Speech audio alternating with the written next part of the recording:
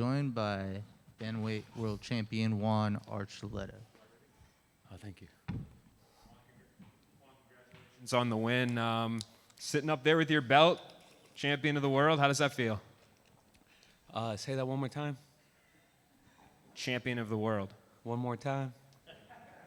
Champion of the world. Oh my God, the Reconquista is back, man. The Fighting Spanish are here. We're known to conquer, and in there with Apache Mix, a valiant opponent. You know, he gave me all I could handle, and I gave him a lot more than he could handle. And I'm here, man. I'm here to stay. I'm here to dominate and conquer the 135 division, no matter who it is. And talk to me about how the fight progressed. Was that kind of what you were expecting out of him? Obviously, you both were throwing a lot on the feet, and it was a pretty exciting fight. There's an old saying that people say, young, dumb, and full of cum, and that's what Apache Mix was, you know. And we knew he was going to go out there, blow his wad in the first round, and it was like, okay, stay composed, keep your calm, keep cool, keep collective. I'm the veteran. I've been here before, and this time I wasn't going to go home without it. For sure, man. And talk to me a little bit about your post-fight speech. Obviously, you talked about where you came from and your people. How important is it for you to represent them on the big stage? I think it's important for everyone, you know, to realize where they do come from. United States right now is struggling with who they are. We're the United States. We're united, and we all come from different places in this world. And I'm not afraid to show who I am. I'm not afraid to represent who I am, and neither should they. This is what our platform's for, is to represent who you are, and don't forget who your ancestors are, whether good or bad. You have the decision to change that, and I'm here to change that on my family. You know, we came and we conquered, but we also civilized here with my other side of my family, the natives, and I'm proud of that. I'm proud to be an American. I'm proud to be a United States, and I'm proud no matter what. And you also gave a big shout out to your training partner, Cub Swanson, who was in your corner tonight. Can you just talk about that a little bit and how he's impacted your career? Yeah, man, our team, as you can see, is full of adversity. We got, Cub Swanson. There's no greater role model to follow than Cub Swanson. He's been there. He should have had title fights. He should have had this, should have had that. And you know what? He never complained. He always shows up ready to fight and ready to perform in front of the fans. And when I had excuses because I lost my title fight, he said, buck up, be a man, own your loss, and go out there and keep fighting, because that's why we fight. And so, huge shout out to him. Huge shout out to TJ Dillashaw being able to keep my composure, stay strong, stay training. We have battles, me and him. If you see us in the gym, you think we're two Tasmanian devils, with Cub in there, myself, TJ. We go in there and we scrap every day. And you know what? We love each other, man. That's so emotional, being able to hug them and be able to show them that our hard work had paid off. And there's a new champion in town at the 135 division, and that's me, across the world, across the board. One, the body work throughout the fight was phenomenal, multi-punch combinations, all this stuff. Was that always a game plan going into this fight, play the long game, work the body, and you knew with your experience and his lack of experience and his step up in competition, it was going to be your fight 3, 4, 5th round? Yeah, absolutely. Like I said, the whole game plan was dictated off Cub Swanson's fight with Kron Gracie, mixed with my manager, Tiki. He's a great stand-up fighter, kickboxing, Muay Thai, and we just worked on beating the angle on the southpaw. TJ Dillashaw adding the switch steps, and you've seen a little bit of everyone in my fighting style. Joe Daddy Stevenson, his grappling style, Paul Herrera, Daryl Christian, his wrestling. I mean, usually he dominates guys over, and with Daryl Christian, who used to work with a lot of guys out of San Diego, now works with us, I was able to nullify his clinch game, and that's all thanks to him. Even his takedowns, I was able to defend it, being able to wrestle with guys at St. John Bosco and being able to outperform people. I'm a Purdue wrestler. I'm a Division I athlete, and I had to go out there and act like it. A big story in your fight with Patricia for the title was the last-minute change where TJ was not in your corner. How big of a difference was it to have him in your corner for this title fight? Was it big? I mean, he's honestly a firecracker for me.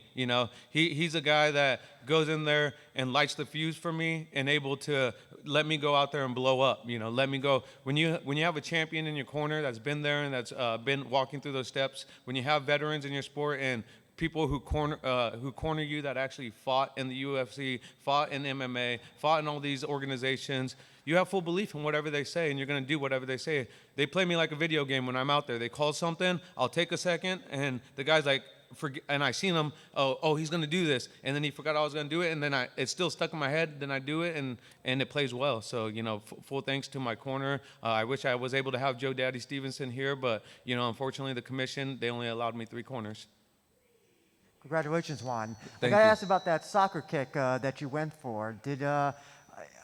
When Jerson Herzog stopped it, I saw you had some words with him. Can you just talk about that whole Well, if you see my fights with William Joplin and other fights, and he's doing his job, like, great job on the referee. Like, I'm a guy that makes the referee do his job. Like, if he says it was illegal, I'm like, okay, but please rewatch it. Like, I thought I got poked in my eye, and he said, no, you got punched in the eye. I was like, okay, I thought it was a finger. I apologize. But, William Joplin, same thing. As he came up, I threw a soccer kick, and it landed, and his hand was off the mat. And same thing with him. I throw it in practice just because I know in real life I'm going to throw it. And I don't throw it hard in practice, but it's practice.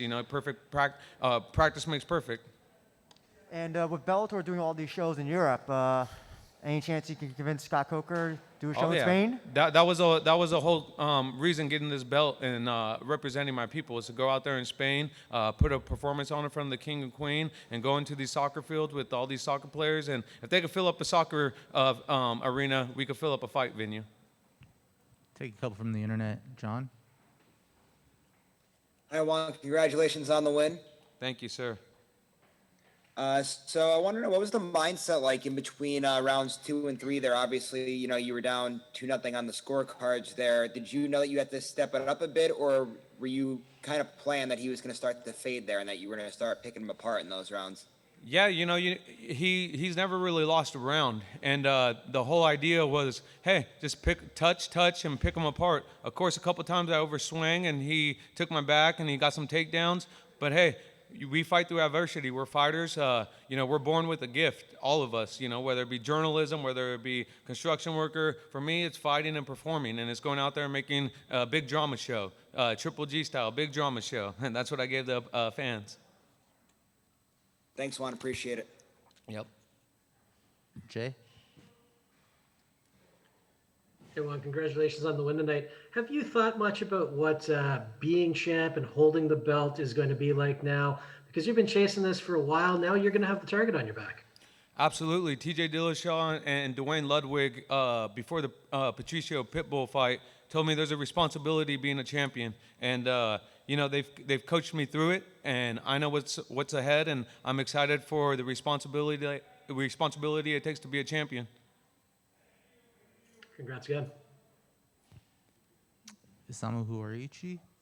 Hi, congratulations on your victory. As your new champion, you will possibly face the former champion, Kyoji Horiguchi, in the future.